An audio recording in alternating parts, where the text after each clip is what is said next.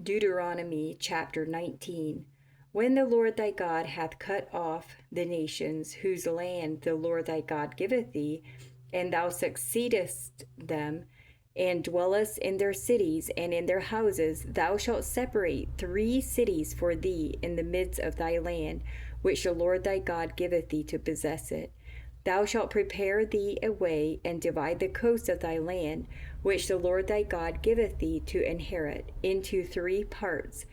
that every slayer may flee thither. And this is the case of the slayer, which shall flee thither, that he may live. Whoso killeth his neighbor ignorantly, whom he hated not in time past, as when a man goeth into the wood with his neighbor to hew wood, and his hand fetcheth a stroke with the axe to cut down the tree, and the head slippeth from the helve, and lighteth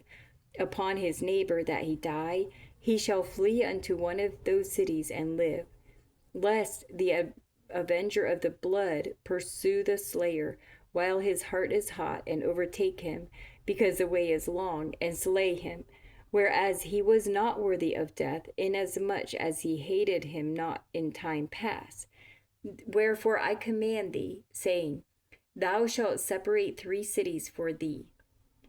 And if the Lord thy God enlarge thy coast, as he hath sworn unto thy fathers, and given thee all the land which he promised to give unto thy fathers, if thou shalt keep all these commandments to do them, which I command thee this day, to love the Lord thy God, and to walk ever in his ways, then shalt thou add 3 cities more for thee, beside these 3, that innocent blood be not shed in thy land, which the Lord thy God giveth thee for an inheritance, and so blood be upon thee. But if any man hate his neighbor, and lie in wait for him, and rise up against him, and smite him mortally that he die, and flee into one of these cities, then the elders of his city shall send and fetch him thence, and deliver him into the hand of the avenger of blood, that he may die. Thine eye shall not pity him, but thou shalt put away the guilt of innocent blood from Israel, that it may go well with thee. Thou shalt not remove thy neighbor's landmark, which they of old time have set in thine inheritance, which thou shalt inherit in the land that the Lord thy God giveth thee to possess it. 1 witness shall not rise up against a man for an iniquity, or for any sin, in any sin that he sinneth. At the mouth of 2 witnesses, or at the mouth of 3 witnesses,